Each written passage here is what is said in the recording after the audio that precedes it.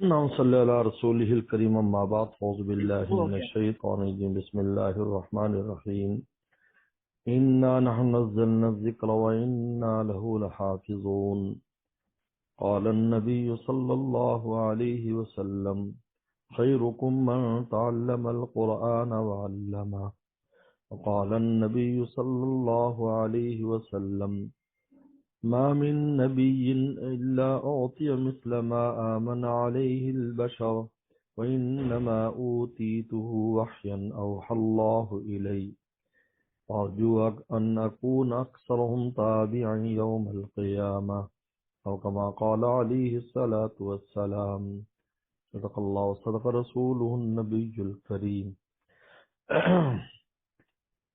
اگرچہ وقت کی بہت قلت ہے لیکن آج بہت خوشی کا موقع ہے کہ ہمارے عزیز جناب وسیع عباسی صاحب کے صاحبزادے حافظ عبد الرحمن سلمہ نے قرآن مجید حفظ مکمل کیا ہے، اور آج یہ جو مختصر بات ہو رہی ہے اس کا ایک حصہ اور بڑا حصہ طائف میں ہے اور دوسرے ہمارے احباب اس وقت کراچی میں نارتھ ناظم آباد خانقاہ میں موجود ہیں۔ میں سب سے پہلے ان کے والد صاحب کو اور ان کی والدہ کو اور ان کے تمام عزیز و قارب کو، دادا دادی کو اور ان کی نانی کو، ان کے ماموں چچوں کو، ان کے اساتذہ کو اور ان کے عزیز و قارب کو مبارکباد پیش کرتا ہوں۔ یہ ایک ایسی نعمت ہے جو انسان اپنے زور بازو سے حاصل نہیں کر سکتا، یہ عجیب بات ہے۔ اس لیے یہ جو آیت ہے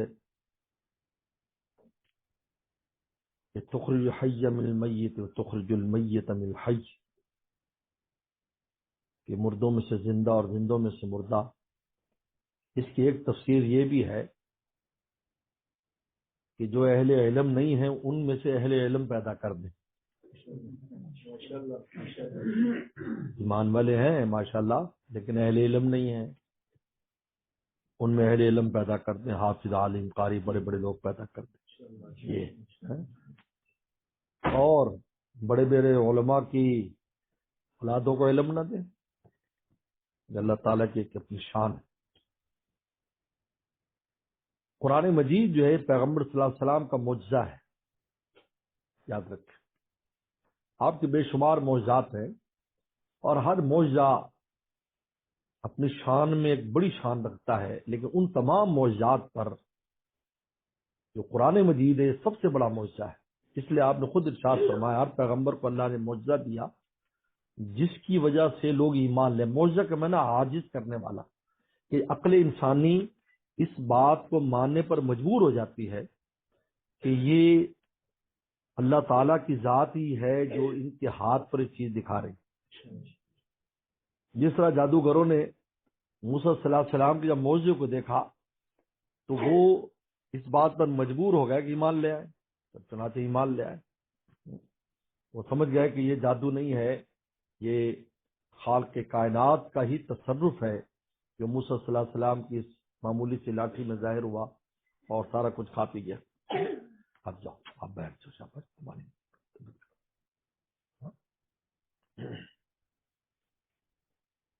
تو معجزہ جو ہے تو پیغمبر نے فرمایا کہ ہر نبی کو اللہ نے معجزہ دیا اور اس پہ لوگ ایمان، لیکن مجھے جو معجزہ دیا ہے وہ وحی الہی ہے۔ یہ عجیب بات ہے، یعنی ایسی چیز ہے جو مخلوق نہیں ہے۔ یہ عجیب بات ہے، نقطے کی بات ہے۔ سارے معجزات مخلوق تھے، لاٹھی مخلوق تھی، ان کا ید بیضا تھا تو وہ خود عیسیٰ موسیٰ السلام مخلوق تھے، عیسیٰ السلام کیا تھے، لیکن پیغمبر صاحب جو معجزے تھے وہ مخلوق نہیں، اللہ کی صفت ہے جو اللہ کا وصف ہے۔ جس طرح اللہ قدیم ہے وہ بھی قدیم ہے۔ تو اب یہ دیکھیے اس معجزے کی کیا شان ہوگی کہ جو غیر مخلوق ہے اور اللہ کا وصف ہے، اللہ تعالیٰ کی ذات ہے، وہ معجزہ دیا پیغمبر صلی اللہ علیہ وسلم کو اور پھر قیامت تک کے لیے اس معجزے کی حفاظت کی ذمہ داری بھی اللہ نے کہ انا لہو لحافظون، ہم حفاظت کریں گے۔ تو یہ ایک بات میرے دل میں عجیب آتی ہے کہ پیغمبر اسلام کے معجزات جس چیز پر بھی ظاہر ہوئے، جس زمین پر ظاہر ہوئے، جس جانور پر ظاہر ہوئے، جس پتھر پر ظاہر ہوئے، جس درخت پر ظاہر ہوئے، جس آسمانی مخلوق پر ظاہر ہوئے جیسے چاند ہے، تو جہاں رسولم کے معجزات کا ظہور ہوا وہ اپنی جنس میں افضل ہو گیا۔ وہ پتھر ان تمام پتھروں سے افضل ہو گیا جس نے رسول اللہ کے ہاتھ میں کلمہ پڑھ لیا، جو رسول اللہ کو جس نے سلام کیا۔ وہ درخت درختوں میں افضل ہو گیا جس درخت نے آ کر رسول اللہ کو سلام کیا۔ وہ جانور افضل ہو گیا جس کے اوپر رسول اللہ صلی اللہ علیہ وسلم کا کوئی معجزہ ظاہر ہوا۔ تو آپ مجھے بتائیں کہ جو سب سے بڑا معجزہ ہے قرآن مجید، یہ جس مومن کے ذریعے ظہور ہوگا اس کا، وہ بھی سب انسانوں میں ان مومنوں میں افضل ہوگا یا نہیں ہوگا؟ وہ افضل قرآن ہے، وہ عالم قرآن ہے، تو اس سے ظہور اس پر ہو رہا ہے رسول اللہ کے معجزے کا۔ عجیب بات ہے یہ، عجیب، یہ وہ اس پر ظہور وسلم کے معجزے کا ظہور ہو رہا ہے نا، آپ کا ظہور ہوا۔ جس کنویں میں ہو رہا، آپ نے اس کو تھوکا، اس کنویں میں وسلم کے معجزے کا ظہور ہو گیا۔ آج تک وہ کنویں جو ہے نا وہ برکت کا ذریعہ ہے اور میٹھے ہیں۔ جس زمین پر آپ کا ظہور ہو، زمینیں آج سب زمینوں سے افضل ہے اور معتبر ہیں۔ جہاں آپ کی نگاہ مبارک پڑی، دیکھو پہاڑ احد پر نگاہ پڑی، وہ معجزہ ظاہر ہوا تو ہلنے لگا محبت میں، انہوں نے رک رک کیوں ہلتا ہے؟ پہاڑوں میں افضل ہے، کتنا افضل ہے۔ پیغمبر اسلام نے نیکیوں کی تشبیہ اور پہاڑ سے دی، فلاں نیکی کی کتنا ثواب ملے گا، یہ نوت پہاڑ تشبیہ دے رہے ہیں۔ جس انسان پر ظہور ہوگا، آپ بتائیں کہ اس انسان کا کیا معاملہ ہوگا، اس انسان کے اوپر ہے نا۔ اس لیے فرمایا کہ خیرکم، تم میں سب سے بہترین انسان وہ ہے من تعلم القرآن وعلمہ، جس نے قرآن سیکھا اور سکھایا، سب سے افضل قرار دی۔ یاد رکھو اللہ تعالیٰ کے ہاں فضیلت کی اور جو حضرت تھانوی نے ایک عجیب بات لکھی ہے، فرمایا کہ دیکھو بھائی، دنیا میں دو قسم کی چیزیں، کچھ ظاہری ہوتی ہیں، کچھ باطنی ہیں۔ ایک آدمی کو ظاہری چیز دے دیتے ہیں، ایک کو باطنی دے دیتے ہیں۔ ایک کے پاس مال ہے، بادشاہ ہے، یہ ظاہری چیز ہے۔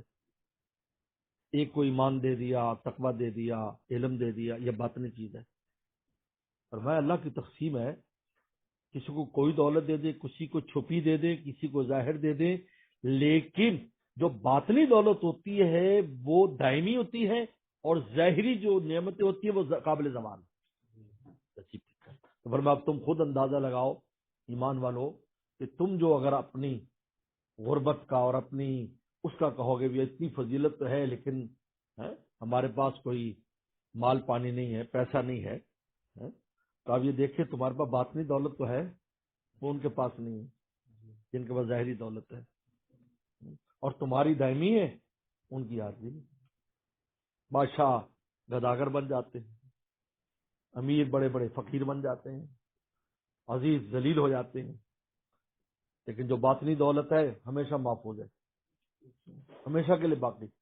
یہی چیز کہہ کر تو مشرکین مکہ نے کہا تھا کہ طائف کے سردار پر نبوت آنی چاہیے تھی، یا مکہ کے سردار پر، جس کا تو نہ کوئی باغ ہے، اس کے پاس نہ کوئی جو ہے اولاد ہے، نہ اس کے پاس کوئی بکریوں کے اور گھوڑوں کے اور اونٹوں کے ریوڑ ہیں۔ اگر یہ پیغمبر ہیں تو پھر ان کے لیے باغات ہونے چاہیے، اس کے لیے سونے کا محل ہونے چاہیے، یہ وہ۔ اللہ تعالیٰ نے فرمایا کہ تم ان کو جو ہم نے وحی الہی اور جو دولت دی ہے، تم یہ ظاہری جس کی قیمت پورے عالم کی مل کر اللہ کے مچھر کے پر کے برابر نہیں ہے، تم اس کے ساتھ معاملہ کرتے ہو، اس باطنی دولت کے ساتھ تو سرداروں کو ملنی چاہیے تھی۔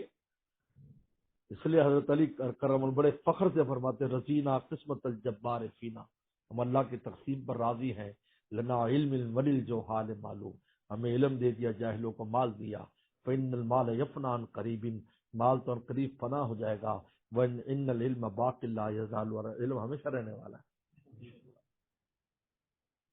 ان لہ الحافظون، ہم حفاظت کریں گے۔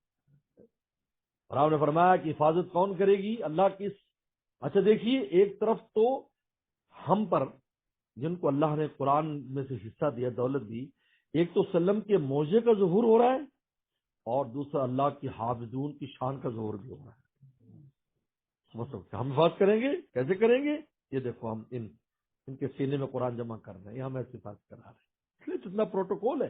آپ جو قرآن کو جو پروٹوکول ہے، حکیم الامت تھانوی فرماتے ہیں کہ بڑے بڑے قیامت کے دن اپنے اعمال میں رتی برابر اضافہ نہ کر سکیں گے، لیکن حافظ قرآن کو وہاں بھی کہا جائے گا کہ تیری مرضی پر ہے، جیسا پڑھے گا ویسا چڑھے گا، جیسا پڑھے گا ویسا چڑھے گا۔ وہاں بھی پروٹوکول باقی، اس کا معمولی بات ہے، وہاں بھی اختیار ہے، ٹھیک ہے، آہستہ آہستہ پڑھتا جائے، آہستہ آہستہ دور تک چلا جائے گا۔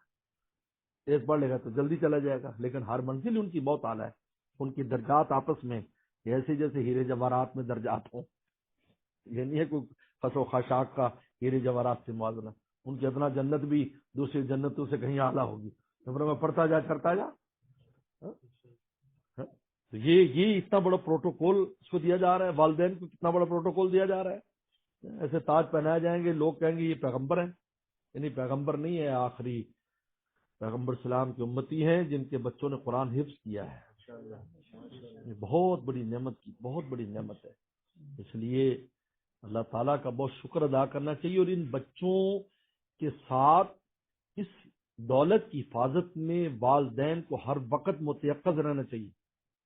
ہم غفلت کر جاتے ہیں آج اس زمانے میں، شیطان کا تو کام یہ کہتے کہ نیک لوگوں کو شیطان کیا کرتا ہے، پہلے تو خود بندے کو مارتا ہے، اگر بندہ بچ جائے تو اولاد کو مارتا ہے، اولاد کسی طرح مارے گا، ان کو بے راہ کرے گا۔ اور میرے شیخ فرمایا کرتے تھے کہ اگر روٹی بگڑ جائے تو سوکھا ٹکڑا بن جاتا ہے، وہ پھر بھی جانوروں کے کام آ جاتا ہے، لیکن بریانی بگڑ جائے اور قورمہ بگڑ جائے، خراب ہو جائے، تو انسان اس کے قریب بیٹھ بھی نہیں سکتا۔ فرمایا کہ شیطان اسی طریقے پر جو خواص ہوتے ہیں ان کو خراب کرے گا، اور ایسا وہ خراب ہوتے ہیں پھر اس کی بدبو کے قریب بھی کوئی آ نہیں سکتا۔ اس لیے ان کی حفاظت ہمارے ذمے ہے، ہم ان بچوں کو اللہ سے مانگے بھی۔ دیکھو، ہم تو اپنی کوشش کریں گے، لیکن ہم ہر وقت نہیں دیکھ سکتے، اس لیے ہمارے والد رحمۃ اللہ علیہ یہ فرماتے ہیں، سب سے بڑا گر یہ ہے کہ ان کو کبھی بھی ایک لمحے کے لیے بھی دعاؤں میں ان کو مت بولو، تمہاری دعائیں ان کا غیبی حفاظت کریں۔ اور ہم آج سوچتے ہیں، میں تو سوچتا ہوں کہ ہمارے والد رحمۃ اللہ علیہ جو ہر وقت علمی کام میں رہتے تھے، اپنے پاس بٹھا کر روزانہ کوئی نصیحت کرنا اور کان کھینچنے کا ان کی عادت بھی نہیں تھی، لیکن ہم کہتے ہیں کیسی ہلاکت خیز وادیوں سے آفت کے ساتھ اللہ نے گزار دی، ہم سوچتے ہیں ان کی دعائیں پیچھے تھیں، ہمارے والدین کی دعائیں ایسی حفاظت کرتی ہیں کہ اب نعمت مل گئی، اب اس نعمت کا بقا ہے، اس لیے کہتے ہیں ایک ہوتی ہے عطائے نعمت، ایک ہوتی ہے بقائے نعمت۔ یہ عجیب ہے، عطائے نعمت اور بقائے نعمت، اور نعمت جب تک باقی نہیں رہتی تو اس کا فائدہ نہیں ہے۔ آپ پیسے کمائیں باقی نہ رہے تو آپ سیونگ نہ ہو تو آپ کا وہ کاروبار فیل ہے۔ اب عطائے نعمت سب اس کی بقائے نعمت، ایک تو شکر ادا کرے اللہ تعالیٰ کا، دوسرا ان بچوں کے اوپر محنت جاری رکھے، اس کو اس سے جوڑے رکھے۔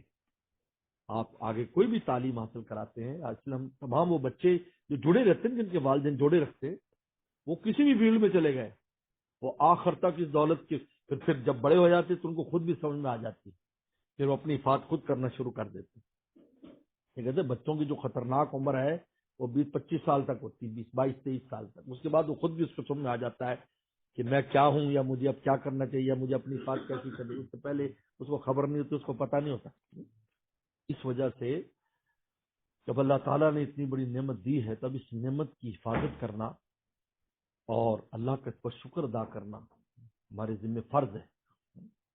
تو میں بہرحال اب چونکہ وقت بالکل کم ہے تو میں بہت مبارکباد پیش کرتا ہوں، اور تمام دوستوں سے یہ کہتا ہوں کہ قرآن مجید کی اپنے بچوں کے اندر یہ نعمت جاری کرو، اپنے بچوں کا حافظ قرآن بناؤ، آج امت میں دوبارہ اللہ تعالیٰ نے یہ سلسلہ جاری کر دیا ہے. ایک بیچ میں ایک بڑا طویل وہ ہے، یعنی ایک ایسا وقت بھی تھا، میں نے تاریخ میں پڑھا کہ مدینہ شریف میں کوئی بچہ حافظ قرآن نہیں ملتا تھا. ایک ایسا وقت بھی آیا، ایک بادشاہ آیا تو اس نے انٹرویو کیا تو پتہ چلا کہ یہاں تو حافظ قرآن نہیں ہے. تو اس نے کہا کہ آئندہ سال جو میں آؤں گا جو حفظ کرے گا اس کو 1,000 ریال جو اس زمانے میں تھے 1,000 درہم میں دوں گا. تو وہ پھر دوبارہ پھر حفظ شروع ہوا. لیکن آج اللہ تعالی نے امت میں ایک عموم پیدا کر دیا، ہر جگہ پر قرآن مجید یاد کرنے کے سلسلے پیدا ہو گئے. بہت بڑی نعمت ہے. جس طرح شروع میں تھا امام اوزاعی رحمۃ اللہ علیہ سے ایک آدمی کو نے کہا جی میں علم سیکھنے کہا کہ قرآن یاد ہے کا پورا نے کہا کہ پہلے قرآن یاد کر کے آپ پھر تجھے علم سکھاؤں گا. ہاں پہلے یہ ہوتا تھا، یعنی معیار یہ تھا کہ قرآن کے حفظ کے بعد یہ ساری چیزیں ہوتی تھی.